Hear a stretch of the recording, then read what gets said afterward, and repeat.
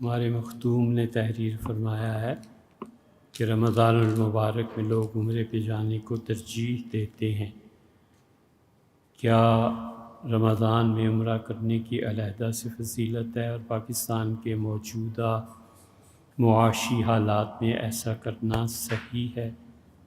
تو دو سوال ہو گئے۔ ایک تو یہ کہ رمضان میں عمرہ کرنے کی فضیلت تو بہت بڑی چیز ہے۔ صحیح حدیث میں ہے کہ حضور صلی اللہ علیہ وسلم نے فرمایا جس نے رمضان میں عمرہ کیا فکأنما حج معی، وہ اتنا ہی ثواب پائے گا جیسے اس نے میرے ساتھ حج کیا۔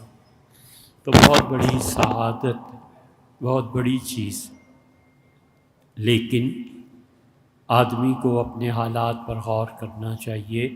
ایک فضیلت کی بات ہے، بس نصیب سے حاصل ہو جاتی ہے، کبھی حالات اچھے ہوتے ہیں تو اس کو کر لینا چاہیے ایک آدھ مرتبہ۔ جہاں تک موجودہ معاشی حالات میں جانے کا تعلق ہے، ہماری اپنی رائے ہمیشہ سے یہ رہی ہے کہ یہ چیزیں چھوڑ دینی چاہیے۔ نفل حج، نفل عمرے یہ بالکل چھوڑ دینے چاہیے۔ ہوا بس کر لیا، زندگی میں فرض حج ہے کر لیا، 4 سال کے وقفے کے بعد چلا جائے، چلو یہ بھی ہو گیا۔ کبھی مجبوری ہوتی ہے، والدہ کہتی ہیں، بچے کہتے ہیں، یہ سب ایسی چیزیں ہیں جن کے فیکٹرز الگ الگ ہیں۔ لیکن اگر اپنا اختیار ہو، اپنا پیسہ ہو اور اللہ کی خوشی کے لیے خرچ کرنا ہے تو ان غریبوں پہ خرچ کرو جنہیں 2 وقت کا کھانا میسر نہیں ہے۔ اپنے محلے میں لوگوں کو ڈھونڈو کس نے کس کا قرضہ دینا ہے اور روز وہ پہنچا ہوا ہوتا ہے کہ میرا قرضہ ادا کرو، فون آتا ہے اس کا قرضہ ادا کرو۔ یہ 1000 عمروں سے زیادہ ثواب کی چیز ہے۔ اللہ نے کہا فک رقبۃ، لوگوں انسانوں کی گردنیں آزاد کرو، او اطعام فی یوم ذی مسغبہ، اس دن لوگوں کو کھانا کھلاؤ جب کھانا ان تک نہ پہنچ سکے۔ ہڑتال ہو گئی، مارکیٹ میں فوڈ ہی نہیں مل رہی، آپ نے غنیمت جانا کہ یار لوگوں کو آج چاول نہیں مل رہے، ایک دیگ چاولوں کی پکوا کے میں کہیں تقسیم کراؤں۔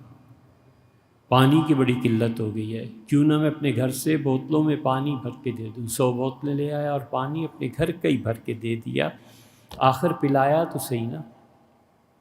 اپنے گھر میں کوئی واش روم اس طریقے سے بنا دیا کہ اگر کسی کو شدید ضرورت پیش آئے تو واش روم یوز کر لے، اس کو کہا کہ صاف کر کے جانا بھائی۔ یہ کام کرنے کے، اپنے ہمسایوں کا خیال رکھنے کا ہے۔ ہنڈیا میں شوربہ ایک آدھ پیالہ زیادہ بنا لینے کا ہے کہ بس بھیج دیا کرو۔ یہ ایک پکا آرڈر ہے، یہ ایک مستقل چیز ہے۔ اب ہر روز کوئی نہ کوئی چیز بھیج دیا کریں، آپ کے بچے سلامت رہیں۔ یہ کام کرنے کے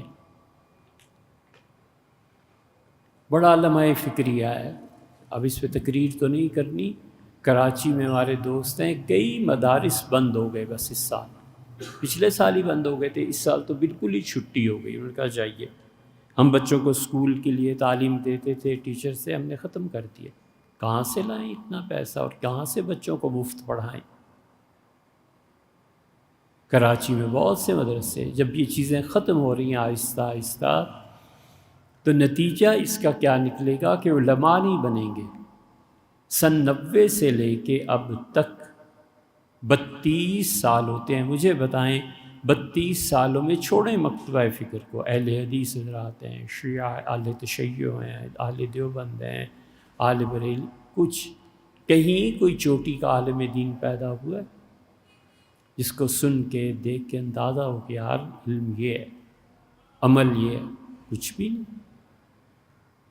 اس لیے کہ جب مدارس کے اخراجات پورے نہیں ہوں گے، بچے صحیح طرح ایک کمرے میں 50 بچے سو رہے ہیں، یہ مولوی اگر بڑے ہو کے گالیاں نکالتا ہے تو اس کو نہ کریں، اس کو جو اس زمانے کے لوگ تھے نا ان کو بھی کچھ کہیں کہ کمرے میں بچے 50 سو رہے تھے تو انہوں نے پھر گالیاں ہی اٹھ کے دینی تھی نا، انہوں نے کیا کرنا۔ معاشرہ، سوسائٹی اپنی ذمہ داری محسوس نہیں کرتی، اس لیے دین میں جس نے جو کچھ کہہ دیا وہ بات ہو، اس یہ بڑی اچھی بات ہے۔ اتنے نفلی عمروں کی بجائے ایک بچے کی کفالت اپنے ذمہ لے لے کہ اس بچے نے 9 سال میں عالم دین بننا ہے، مجھے ہر سال بتا دیں اس کے 4 جوڑے کپڑے ہیں، 2-3 جرابوں کے جوڑے ہیں، 2-3 موزے اس نے پہننے ہیں، اس بچے نے سردی گرمی کا لباس پہننا ہے، اس بچے کا کھانا ہے، بس مجھے ایک بچہ کافی، اس کو میں پال لوں۔